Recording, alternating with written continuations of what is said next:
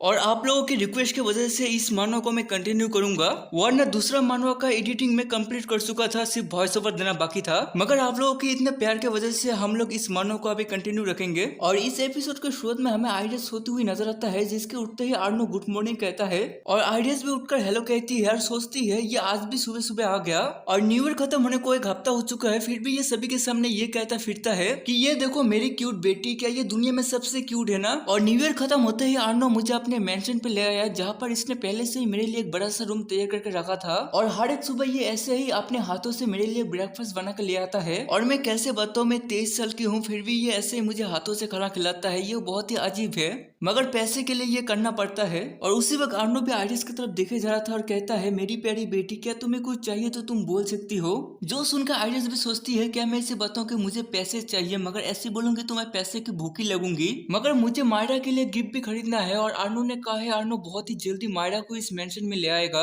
और ये सब सोचकर कहती है मुझे एक अपना अकाउंट चाहिए। जो सुनकर आर्नो भी कहता है अकाउंट मतलब तुम के बैंक अकाउंट के बारे में बोल रही हो। जो सुनकर आइरिस भी हाँ कहती है और आइरिस हमें इस दुनिया के बैंक अकाउंट के बारे में बताती है कि इस दुनिया के बैंक अकाउंट हमारे दुनिया से बहुत अलग है, क्योंकि इस दुनिया का जो बैंक हाउस है वो एक मैजिक टावर है, जहाँ पर आपको बैंक अकाउंट नहीं मिलेगा, एक मैजिक बॉक्स मिलेगा जो ट्रिपल मैजिक और बेरियर से प्रोटेक्टेड है। उनको उनके ओनर के सिवाय कोई भी नहीं खोल सकता। और अभी आर्नो जो काइंडनेस दिखा रहा है और मुझे अपने 23 साल के एक्सपीरियंस और मुझे जो नकली प्यार मिला है उनसे बता सकता हूँ आर्नो का भी ये प्यार फेक है और आर्नो सिर्फ ये एक्टिंग कर रहा है। उसी वक्त आर्नो भी कहता है तो तुम मुझसे पैसे चाहती हो। जो सुनकर आइरिस भी कहती है मैं सिर्फ अपने पैसे इकट्ठा करना चाहती हूँ। और आइरिस फिर से सोचती है कि ये एक खेल है जहाँ पर आर्नो मेरे डैड है और ये तब तक बना रहेगा जब तक आर्नो मुझे लात मार के घर से निकल नहीं देते। और घर से निकलते ही मुझे अपने पैसे खुद ही लेकर चलना होगा, तब मैं चलती फिरती एटीएम बन जाऊंगी और जो भी आएंगे मुझसे पैसे लेकर चले जाएंगे और मैं कुछ भी नहीं कर पाऊंगी। और ये सोचकर बहुत ही प्यार भरी नजरों से आर्नो को देखने लगता है। ये देखकर आर्नो भी मनी मन सोचता है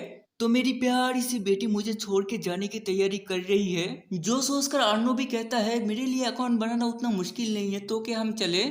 और इसके बाद अगले सीन में ये दोनों मार्केट में आ जाते हैं, जहाँ पर आइडियस ये सब कुछ देखकर बहुत ही खुश थी। जो देखकर आर्नो भी कहता है कि मैं खुश हूँ, तुम्हें ये पसंद आया, उधर एक टॉय स्टोर है, क्या तुम जाना चाहोगे। जो सुनकर आइडियस भी मना करती है कि मैंने कभी सॉफ्ट टॉय से नहीं खेला, मेरे लिए अकाउंट ही काफी है। और ये कहकर आर्यन सोचती है जो पेरेंट्स अपने बच्चों से प्यार नहीं करते कभी उनके लिए टॉयज भी नहीं खरीदते।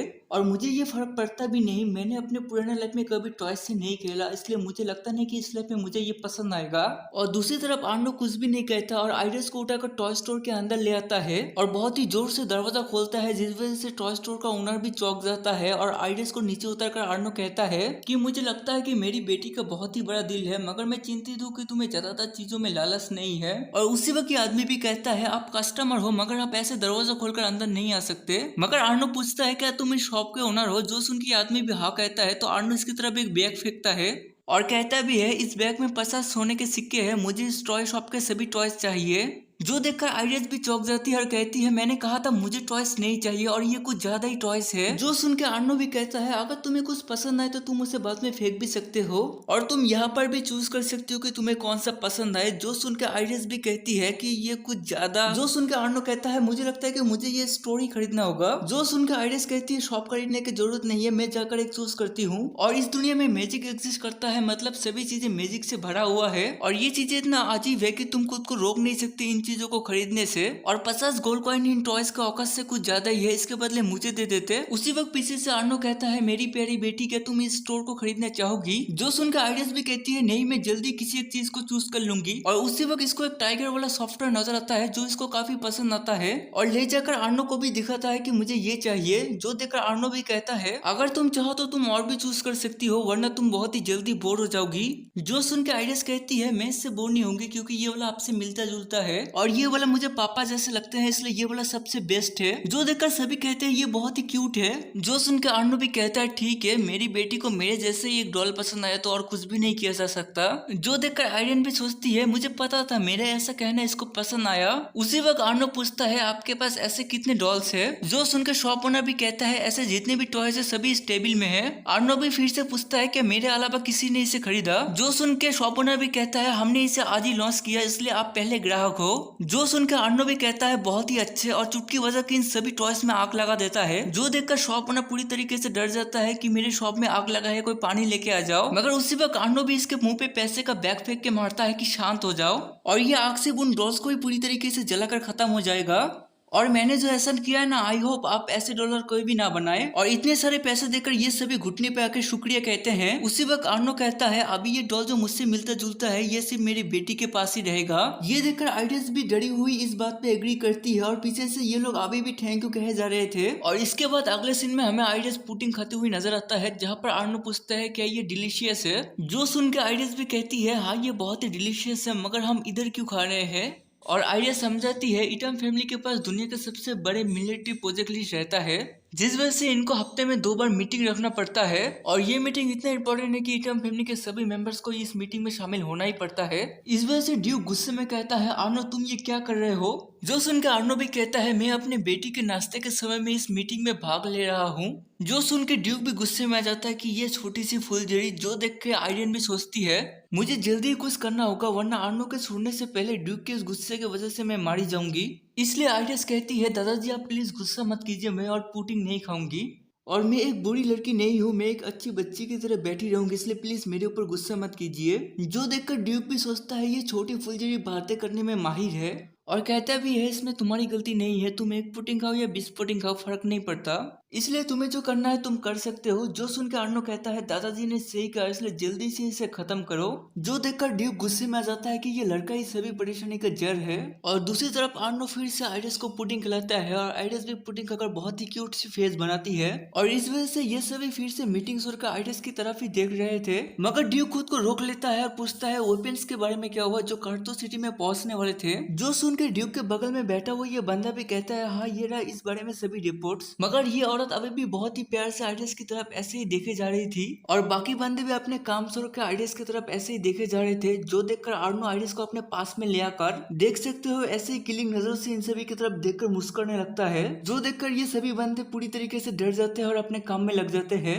मगर दूसरी तरफ ड्यूक अभी भी कहा जा रहा था कि इसके बारे में क्या हुआ, उसके बारे में क्या हुआ, और नए फ्लोटिंग माइनर स्टोन ढूंढने वाले थे उसके बारे में क्या हुआ। जो सुन के आइडियस भी सोचती है क्या ये लोग फ्लोटिंग स्टोन के बारे में बातें कर रहे हैं, एक ऐसा स्टोन जो सच में हवा में उड़ता है, और आगे जाकर ये एलिमेंट बहुत ही इंपॉर्टेंट रहेगा इस कहानी के लिए। और इस फ्लोटिंग स्टोन में जाने का रास्ता गलती से इस कहानी का मेन हीरोइन ने ढूंढा था, और इस माइनर स्टोन में जाने का रास्ता ड्यूक के पीछे के पहाड़ में ही था। और ये कहानी के मेन हीरोइन होने की वजह से ये बहुत ही लकी है जिस वजह से इसे माइनर स्टोन मिल गया। मगर मैं इस नॉवल रीडर होने की वजह से मुझे इस कहानी के सभी चीजों के बारे में मालूम है, मगर मुझे इस घर में बने रहने के लिए मुझे भी कुछ करना होगा, इसलिए मैं आने वाला हीरोइन से माफी मांगती हूँ, मगर मुझे इस फ्लोटिंग स्टोन के ढूंढने का क्रेडिट लेना होगा। जो सोचकर अर्नो से पूछता है ये फ्लोटिंग स्टोन क्या है। जो सुन के अर्नो भी कहता है इधर देखो ऐसा दिखने वाला यूजलेस स्टोन है जो हवा में उड़ता है, और इसके थोड़े से पार्ट अगर लोहे से मिक्स किया जाए तो वेपन हल्का हो जाता है। जो सुनकर आर्यन भी थोड़ी सी हैरान होने की एक्टिंग करती है और सोचती है कि ये इस स्टोन को यूजलेस कह रहा है, बहुत ही जल्द ये स्टोन पूरी दुनिया को चेंज करेगा और रेवोल्यूशन लाएगा।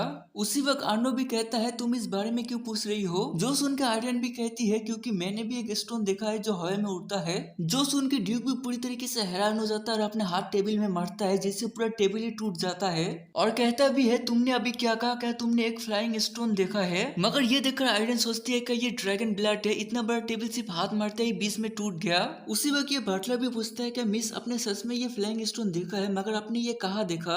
और एक एक करके सभी बंदे आ जाते हैं और सभी कुछ न कुछ पूछने लगते हैं कि हम किसी टॉय के बारे में बातें नहीं कह रहे हैं, क्या तुमने सच में एक फ्लाइंग स्टोन देखा है। और ये औरत भी पूछती है क्या तुम्हें याद है तुमने इसे कहाँ देखा था। और ऐसे ही सभी लोग कुछ न कुछ पूछने लगते हैं, मगर उसी वक्त अर्नो कहता है 10 कदम पीछे, और सभी बंदे जितने जल्दी हो सके 10 कदम पीछे चले जाते हैं। फिर से अर्नो कहता है अगर किसी को मेरी बेटी से बात करना है तो इतना दूरी बना के रहना। जो सुनकर ये सभी भी सॉरी कहते हैं, मगर इनको हटाते हुए ड्यूक आगे आता है और कहता है छोटी फुलझड़ी क्या तुम्हें याद नहीं है कि तुमने इसे कहाँ देखा। जो सुनकर आयरन भी कहती है हाँ मुझे याद है। ड्यूक भी पूछता है तो कहाँ है। आइरिस कहती है पहाड़ के पीछे। जो सुनकर ड्यूक फिर से पूछता है ये पहाड़ कहाँ है। आइरिस भी दिखाती है ये रहा। जो सुनकर ड्यूक भी कहता है क्या सच में ड्यूक मेंशन के पीछे है ये फ्लोटिंग स्टोन। और आइरिस भी हाँ में जवाब देती है। जो सुन के सभी लोग बातें करने लगते हैं इस पहाड़ के पीछे क्या ऐसा हो सकता है कि इसने गलत स्टोन देखा है। जो सुन के दूसरा बंदा भी कहता है जो भी हो, मगर हमने कभी उस जगह पे नहीं ढूंढा। उसी वक्त ड्यूक कहता है जाकर पता करो क्या उस जगह में सच में एक फ्लोटिंग स्टोन है। और सभी लोग ऐसे ही बातें करने लगते हैं, मगर उसी वक्त ड्यूक कहता है इंटरेस्टिंग, तुम्हें कैसे पता चला कि उधर एक फ्लोटिंग स्टोन है। और आर्नो को ऐसा देखकर आइरिस भी डर जाती है, मगर उसी वक्त फिर से एक बंदा आता है जो कहता है ड्यूक मेरे पास आपके लिए एक जरूरी न्यूज है। और ड्यूक के कानों में कुछ कहता है जो सुन के ड्यूक भी गुस्से में आ जाता है कि मैंने कभी सोचा भी नहीं था कि उसकी बेटी एक ऐसे जगह पे मिलेगा।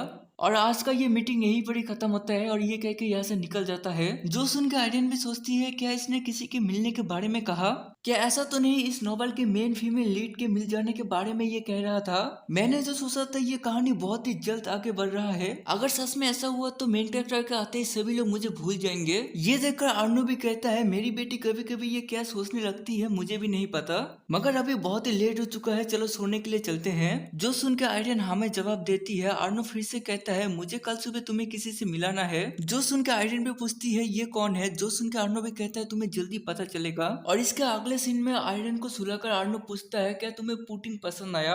जो सुनकर आर्यन भी कहती है हाँ पुडिंग बहुत ही डिलीशियस था। आर्नो भी कहता है अगर कुछ भी खाने के लिए मन करे तो मुझे बता देना, मैं तुम्हारे लिए सब कुछ ला सकता हूँ। उसी वक्त आर्यन सोचती है बहुत ही जल्द ये नाटक खत्म होगा, मेन हीरोइन आते ही सब कुछ मेरे लिए पहले की तरह ही चला जाएगा, मगर मैं भी इसके लिए पूरी तरीके से तैयार हूँ। उसी वक्त आर्नो कहता है गुड नाइट मेरी प्यारी बेटी। आर्यन भी कहती है गुड नाइट फादर। और सोचती है ये नाटक एक न एक दिन खत्म होना ही था। और ये एपिसोड यही पर ही खत्म होता है। थैंक यू फॉर वॉचिंग, मिलते हैं अगले एपिसोड में।